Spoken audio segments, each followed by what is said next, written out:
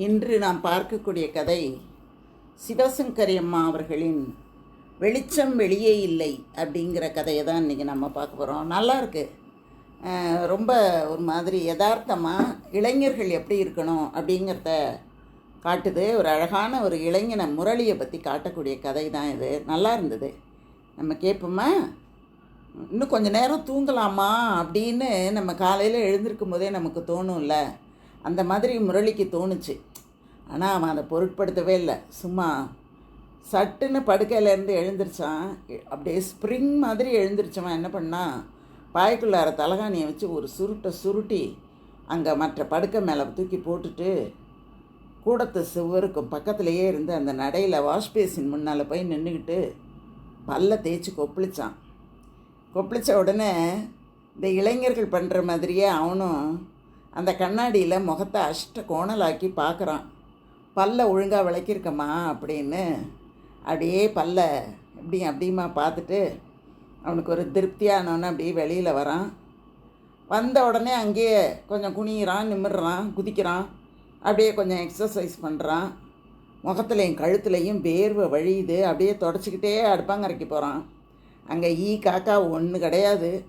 அடுப்பாங்கரையில் ஒரு பக்கத்தில் குக்கர் சத்தம், இன்னொரு பக்கத்தில் ஒரு வால் பாத்திரம், அது எரியலை, அது அப்படியே உட்காந்துருக்குது.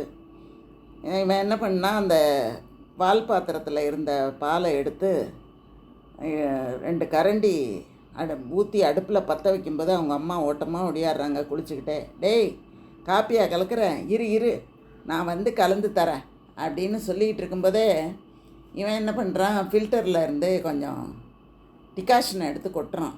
அதை பார்த்தோன்னா அவங்க அம்மா, டேய் அது டிகாஷன் இல்லைடா, 2ஆம் தரம் விட்ட தண்ணி, அது டிகாஷன் ஜாடியில் இருக்குது, நான் தான் வர்றேன்னு சொன்னேன்ல அப்படின்னு அவங்க அம்மா சொல்லிக்கிட்டு இருக்கும்போதே இந்த பாலை சுட வச்சான்ல அதை எடுத்து அந்த டம்ளரில் ஊற்றி ஒரு கலக்கி மடக்குன்னு குடிக்கிறான்.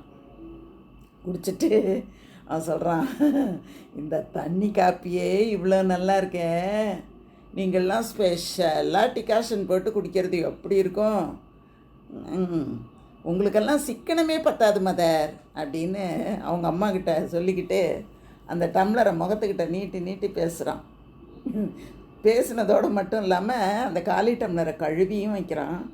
வச்சுட்டு அவங்க அம்மா புடவையை தொட்டு பார்க்குறான். என்னம்மா இது, கலரே தெரியல, இப்படி பழசாக போயிட்டு இதை போய் கட்டிகிட்டு இருக்கீங்க, இந்த மாதம் சம்பளத்துலையாவது உங்களுக்கு நல்லதாக 2 நூல் புடவை வாங்கி கொடுக்கணும் அப்படின்னு அவன் சொன்னோன்னே அவங்க அம்மாவுக்கு ஒரு கேலியாக ஒரு சிரிப்பு வருது.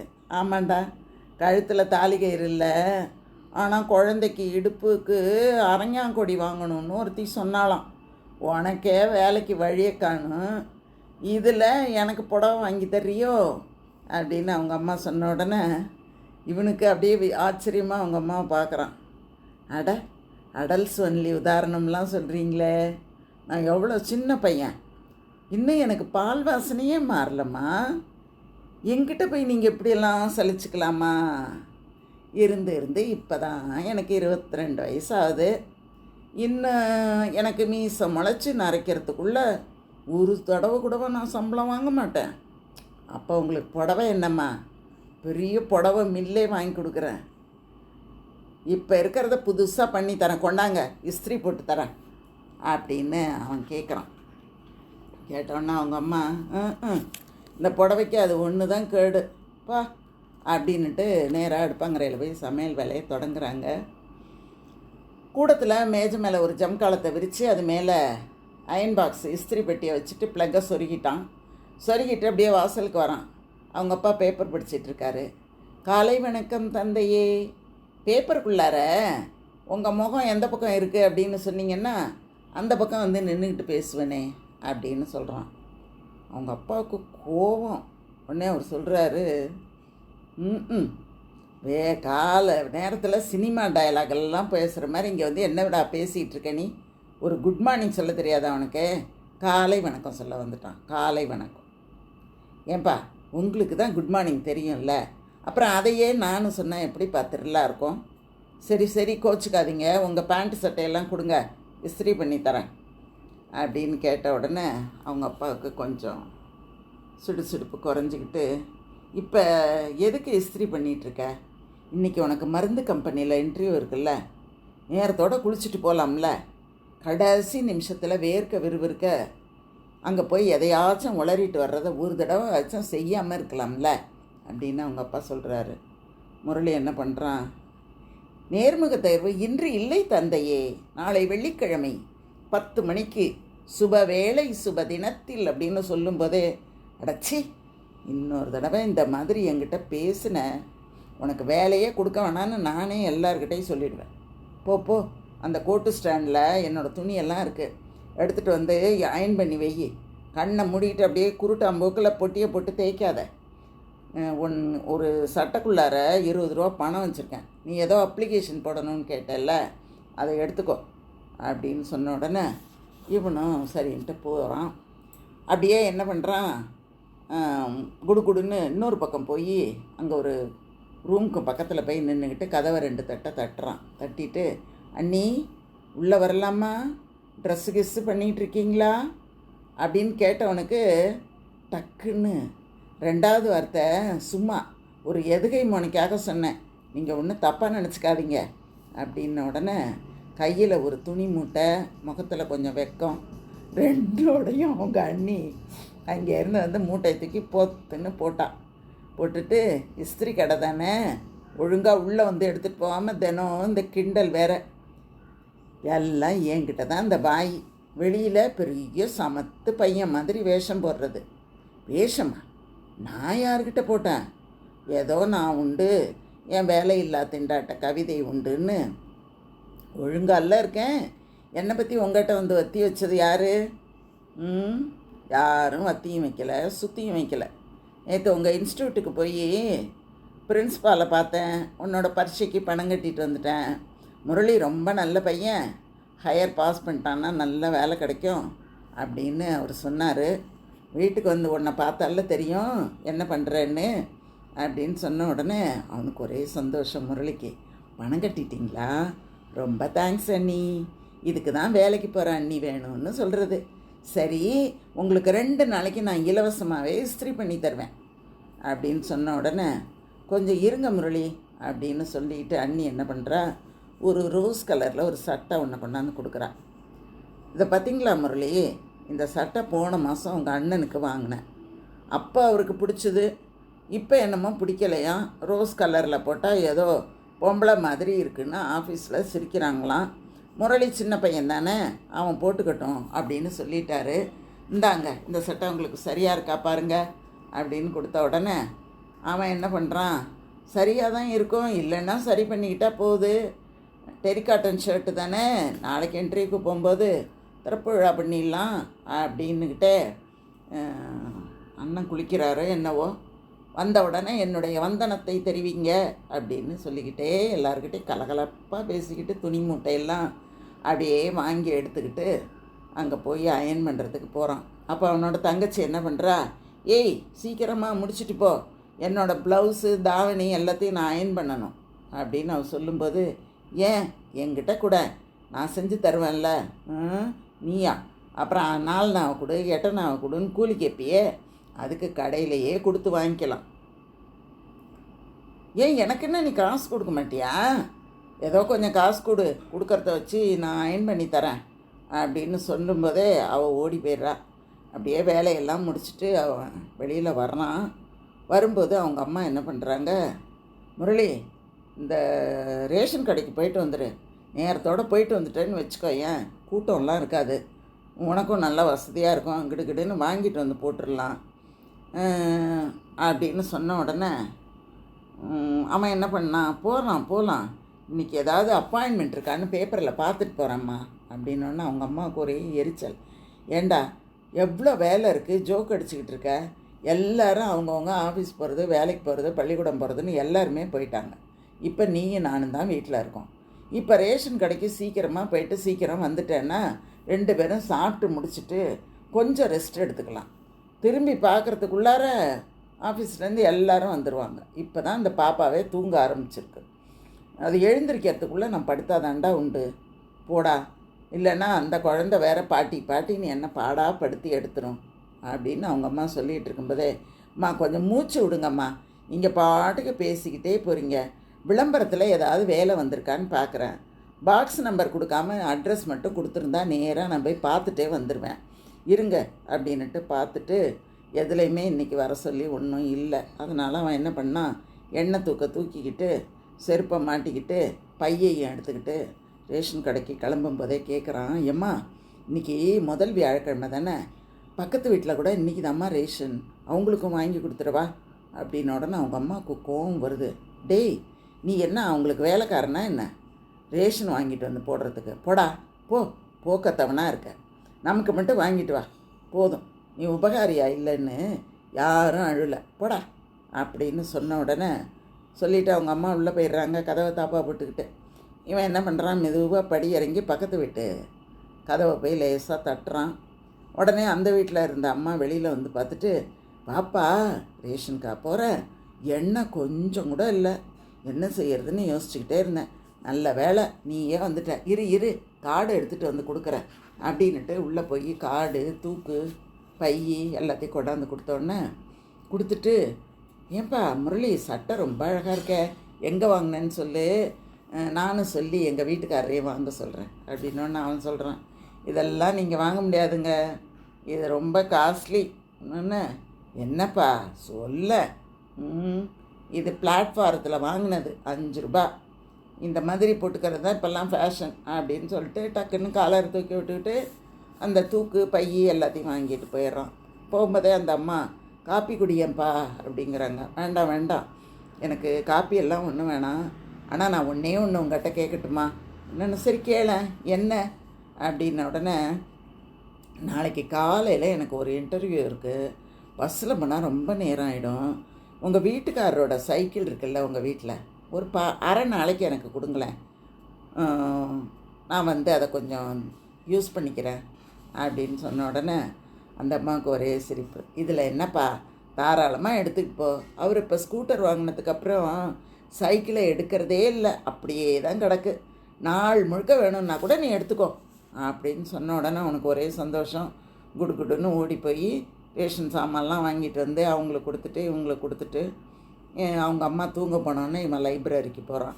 லைப்ரரியில் போய் அங்கே இருக்கிற புத்தகங்கள், அங்கே இருக்கிற வாரப்பத்திரிக்கை எல்லாத்தையும் நல்லா படித்து முடிச்சுட்டு அதுக்கப்புறம் வீட்டுக்கு வந்து அவங்க அம்மாவுக்கு கோணமானல 4 சப்பாத்தியை போட்டு கொடுத்துட்டு டைப்ரைட்டிங் கிளாஸுக்கு அவன் போகிறான்.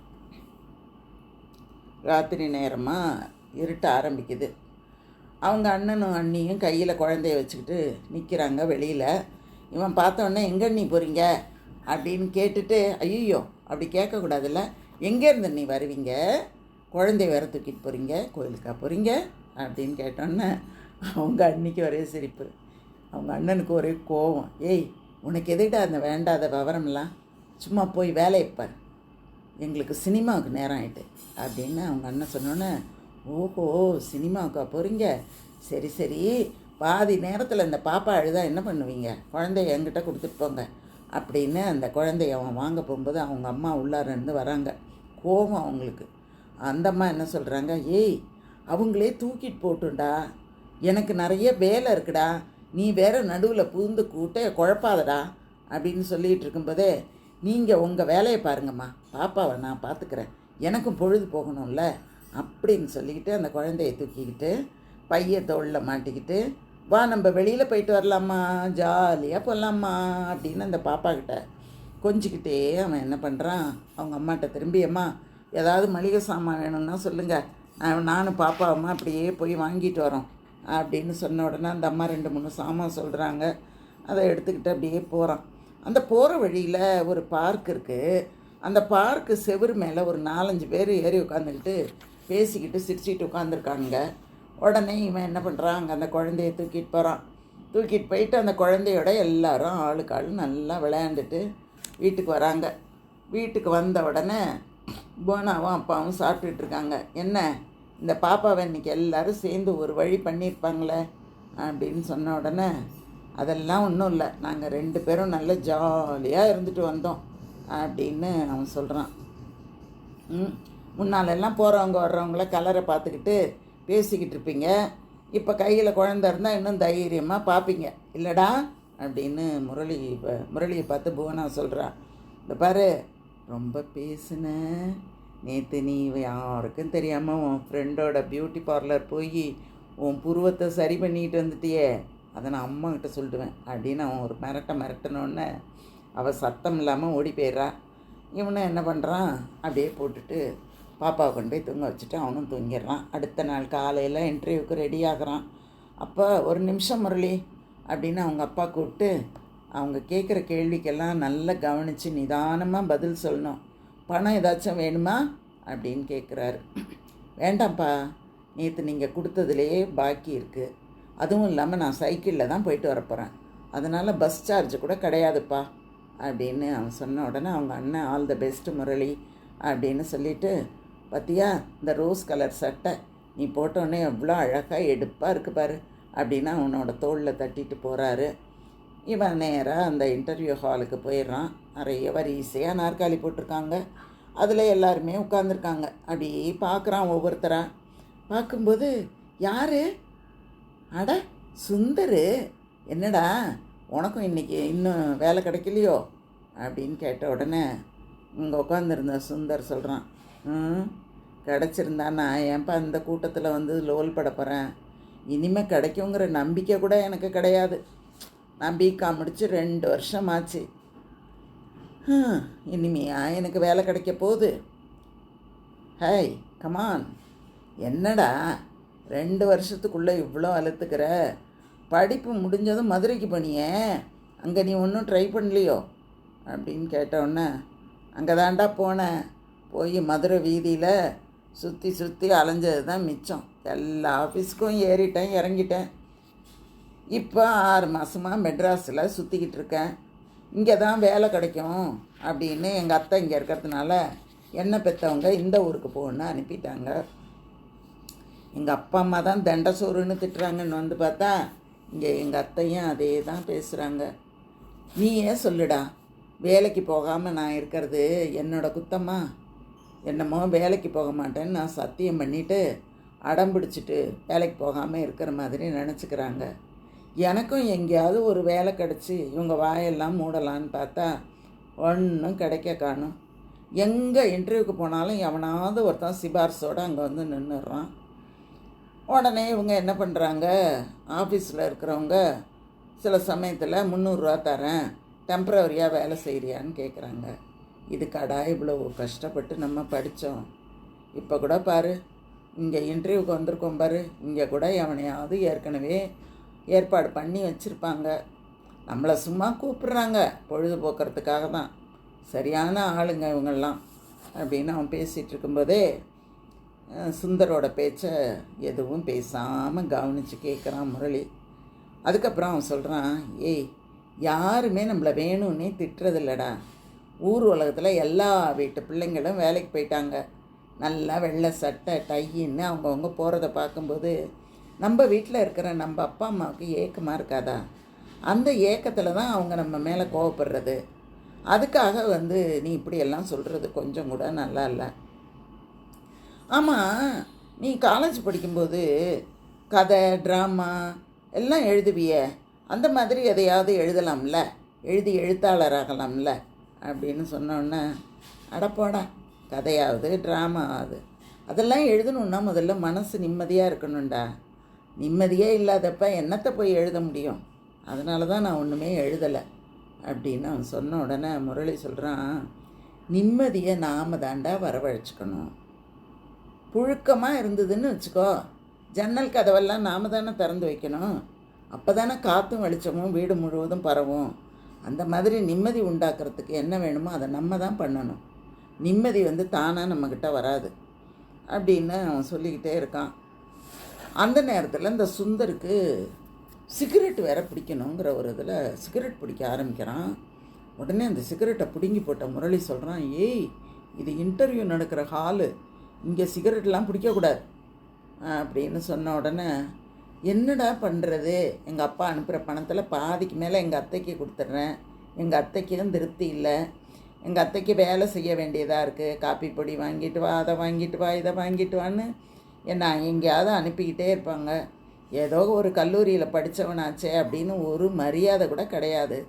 ஒரு எடுப்படி மாதிரி இருக்கண்டானா அப்படின்னு அவன் பேசிக்கிட்டு இருக்கும்போதே அந்த ஆஃபீஸ் பியூன் வந்து, யார் சுந்தர், உள்ளே வாங்க அப்படின்னு சொன்ன உடனே இங்கே பேசிக்கிட்டு இருந்த அந்த எரிச்சலோடையே சுந்தர் உள்ளார போகிறான்.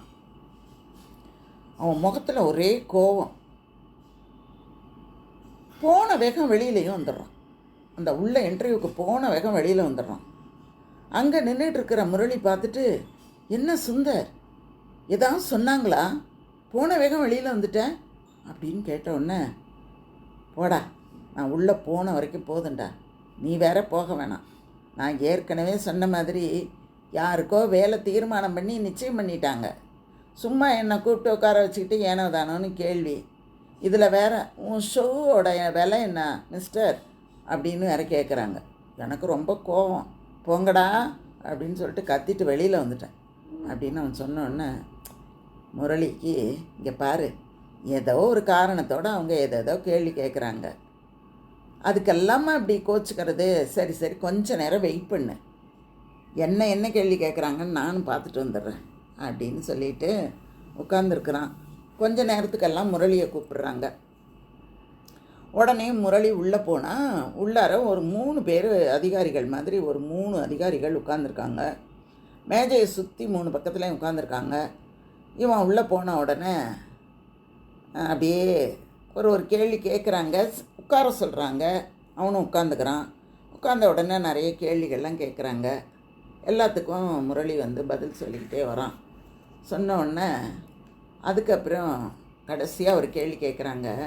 நாங்கள் வேறு ஒரு ஆளை ஏற்கனவே செலக்ட் பண்ணிட்டோம், வீணா உங்களை அலக்கழிக்கிறதுக்கு சாரின்னு நாங்கள் உங்கள்கிட்ட சொன்னோன்னா உங்களோட ரியாக்ஷன் எப்படி இருக்கும் அப்படின்னு ஒரு கேள்வியை முரளியை பார்த்து கேட்குறாங்க. அவங்க கேட்ட உடனே முரளி என்ன பண்ணால் அப்படி தோலை ஒரு ஆட்டிக்கிட்டு உதட்ட ஒரு பிதுக்கிட்டு, கொஞ்சம் வருத்தமாக தான் சார் இருக்கும், ஆனால் நான் மறைக்க விரும்பலை, ஆனால் பொறுப்புள்ள இந்த கம்பெனியை சேர்ந்துருக்கிற நீங்கள்லாம் கண்டிப்பாக என்னை விட நல்ல தகுதி வாய்ந்த ஒருத்தரை தான் தேர்ந்தெடுப்பீங்க அப்படின்னு எனக்கு நானே சமாதானம் செஞ்சுக்குவேன் அப்படின்னு அவன் சொன்ன உடனே மற்றவங்களுக்கெல்லாம் அந்த பதில் ரொம்ப திருப்தியாக இருந்தது. உடனே அவங்க எல்லாருமே தலையை அசைச்சு ஒரு சிரிப்பு ஒன்று சிரிக்கிறாங்க. சிரிச்சுட்டு, ஓகே மிஸ்டர் முரளி, நாங்கள் சொல்லி அனுப்புகிறோம், நீங்கள் போகலாம் அப்படின்னு சொல்லிடுறாங்க. உடனே இவனும் ஒரு தேங்க்ஸ் சொல்லிவிட்டு வெளியில் வரான். வர்றதுக்கு முன்னால் அவனுக்கு ஒரு தயங்கியபடியே அவன் என்ன பண்ணுறான், அங்கே உட்காந்துருக்கிற 3 பேரையும் பார்த்துட்டு, சார் நான் ஒரு ஒன்று உங்கள்கிட்ட கேட்கட்டுமா அப்படிங்கிறான். என்ன கேட்கணும் கேளு அப்படின்னு சொன்ன உடனே, இப்போ கொஞ்சம் நேரத்துக்கு முன்னால் சுந்தர்னு ஒருத்தன் உங்கள்கிட்ட இன்டர்வியூக்கு வந்தானே, உங்கள் ஷூ என்ன விலைன்னு கேட்டிங்களாமே, அப்படி ஏன் கேட்டீங்க அப்படின்னு எனக்கு தெரிஞ்சுக்கணுன்னு ஒரு ஆசை. அதான் சார், அந்த ஆர்வத்தில் கேட்குறேன், கொஞ்சம் சொல்லுங்களேன் அப்படின்னு அவன் சொன்னோன்னே அந்த 3 பேருக்கும் ஒரே சிரிப்பு. 3 பேர் சிரிச்சுட்டு சொல்கிறாங்க, அந்த ஆளா, அவருக்கு யாருங்க வேலை கொடுப்பாங்க, யாருமே கொடுக்க மாட்டாங்க, கொஞ்சம் கூட நாசுக்கே கிடையாது, கதவை டார்னு அரைஞ்சி சாத்திட்டு தானாக வந்து உள்ளே உட்காந்துக்கிட்டாரு. இது மாதிரி யாராவது உட்காருவாங்களா? இப்போ பாருங்கள், உங்கள்கிட்ட கேள்வி கேட்ட மாதிரி தான் அவங்ககிட்டையும் கேள்வி கேட்டேன். ஒரே கோபம் அவருக்கு, கோபத்தில் கத்துறாரு. பொறுமைங்கிறதே கிடையாது. ஒரு அக்கௌண்டன்ட் வேலைக்கு வரணும் அப்படின்னா முதல்ல பொறுப்புணர்ச்சி இருக்கணுமா வேணாமா? அந்த பொறுப்புணர்ச்சி கிடையாது. அவருக்கு வருமானம் இல்லை, ஆனால் அவர் காலில் போட்டிருக்கிற செருப்பு முதலத்தோல் செருப்பு. அப்போது முதலத்தோல் செருப்பு உள்ளதை வாங்கி அவர் போட்டிருக்காருன்னா வருமானம் இல்லாமல் அவர் ஏகப்பட்ட சொத்துக்காரராக இருக்கணும், இல்லைன்னா பணத்தோட அருமை தெரியாதவராக இருக்கணும். இந்த 2 குணமுமே எங்கள் கம்பெனிக்கு தேவையில்லை. அதனால தான் நாங்கள் அப்படி ஒரு கேள்வியை கேட்டோம் அப்படின்னு அந்த 3 பேரும் சொன்ன உடனே முரளிக்கு புரிஞ்சு போச்சு. உடனே வெளியில் வந்தோடனே சுந்தர் கேட்குறான், என்ன வேலை கிடச்சிட்ட மாதிரி சிரிக்கிற அப்படின்னு கேட்டோன்னே, ஏண்டா கிடச்சாதான் சிரிக்கணுமா, கிடைக்குங்கிற ஒரு நம்பிக்கையில் சிரிக்கக்கூடாதா என்ன? சிரிக்க கூட யோசனை பண்ணணுமோ என்னவோ. உனக்கு ஒரு விஷயம் தெரியுமா, சிரிக்கும்போது தான் நம்ம முகத்தில் இருக்கிற தசைகள்லாம் அழகாகுமா. கோவப்பட்டால் நிறைய முகத்தில் தசைகள்லாம் வேறு மாதிரி ஆகி அது முகத்துக்கு அழகை கொடுக்காதான் அப்படின்னு சொல்லிக்கிட்டே இருக்கும்போது சுந்தர் என்ன பண்ணால் அவன் காலுக்கிட்ட கீழே கடந்த கல்லை எட்டி ஒரு உதைச்சான். முரளி என்ன பண்ணால் அவன் கையை பிடிச்சி இழுத்துக்கிட்டு, இதை பாரு, நான் சைக்கிளில் தான் வந்திருக்கேன், என் பின்னாடி உட்காந்துக்கிட்டு வா, உங்கள் அத்தை வீட்டு வாசலில் உன்னை இறக்கி விடுறேன் அப்படின்னு அவனை இழுத்து பின்னால் உட்கார வச்சுக்கிட்டு சொல்கிறான். மனசை புழுக்கமாக வச்சுக்கிட்டோன்னு வச்சுக்கோங்களேன், நாமளும் புழுங்குவோம், அடுத்தவங்க மனசையும் காயப்படுத்துவோம். இந்த ஒட்டடை படிஞ்ச மனசு இருக்கே, அது பாழடைஞ்ச வீட்டுக்கு சமம்னு சொல்லுவாங்க. நம்ம அடுத்தவங்களோட கஷ்டத்தில் பங்கெடுக்க ஆரம்பிச்சுக்கிட்டோம் அப்படின்னா நம்மளோட கஷ்டம் தானாக குறைய ஆரம்பிச்சிடும், நமக்கும் சிரிக்க தெரியும் அப்படின்னு சொன்ன உடனே அப்படின்னு சொல்கிறதுக்கு வாயை திறக்கிறான். அதெல்லாம் அவனோட மனசில் தோணுது. அவனை பார்க்குறான். இவன் இருக்கிற நிலமையில் சொன்னோன்னா அவன் என்ன பண்ணுவான் தெரியுமா? இந்த பார், உன் அட்வைஸ் எல்லாம் எனக்கு வேண்டாம், எனக்கும் எவ்வளோ அட்வைஸ் வேணாலும் கொடுக்க தெரியும் அப்படின்னு அவன் கற்றுனாலும் கற்றுவான் அப்படின்னு அவன் முகத்தை பார்த்து சொல்ல வேண்டியதுன்னு நினச்சது எல்லாத்தையும் அப்படியே முழுங்கிட்டு பாட்டு பாடிக்கிட்டே போக ஆரம்பிச்சிட்டான். வாழ நினைத்தால் வாழலாம், வழியா இல்லை பூமியில் அப்படின்னு பாட்டை பாடிக்கிட்டே சைக்கிளை மிதிக்க ஆரம்பித்தான். அவனுக்கு அவ்வளோ மகிழ்ச்சியாக இருந்தது அப்படின்னு சிவசங்கரி அம்மா அந்த கதையை முடிக்கிறாங்க. அந்த இளைஞர்களினுடைய மனது எப்படிப்பட்ட ஒரு மனதாக இருக்கிறது அப்படின்னு பார்க்கும்போது இந்த கதை படிக்கிற எனக்கே ரொம்ப சந்தோஷமாக இருந்தது. இந்த மாதிரி எல்லாம் இளைஞர்கள் நிலைமை புரிந்து பொறுப்பு உணர்ந்து அவங்க நடந்துக்கிட்டாங்க அப்படின்னா அந்த வீடும் எவ்வளோ மகிழ்ச்சியாக இருக்குது, அந்த அவனோட பழகக்கூடிய அத்தனை பேரும் எவ்வளோ மகிழ்ச்சி அடைகிறாங்க அப்படிங்கிறது ரொம்ப நல்லாவே இந்த கதையில் சிவசங்கரி அம்மா விளக்கியிருக்காங்க. அதனால் இளைஞர்களோ வயதானவர்களோ யாராக இருந்தாலுமே மனசுக்குள்ளார புழுக்கம் இல்லாமல் நல்ல விசாலமான பார்வையோட எல்லாரோடையும் நம்ம கலந்து பழகும்போது நிம்மதி தானாக நமக்கு வரும் அப்படிங்கிறது தான் இந்த கதை மூலமாக அவங்க நமக்கு சொல்ல வர்றது. ரொம்ப நல்ல கதைங்க. நீங்கள் என்ன நினைக்கிறீங்க இதை பற்றி, இந்த கதையை பற்றி? கமெண்ட்ஸில் சொல்லுங்கள், கேட்கலாம். நன்றி, வணக்கம். உங்களுக்காக ஏராளமான கதைகள் காத்து கிடக்கின்றன. வாங்க.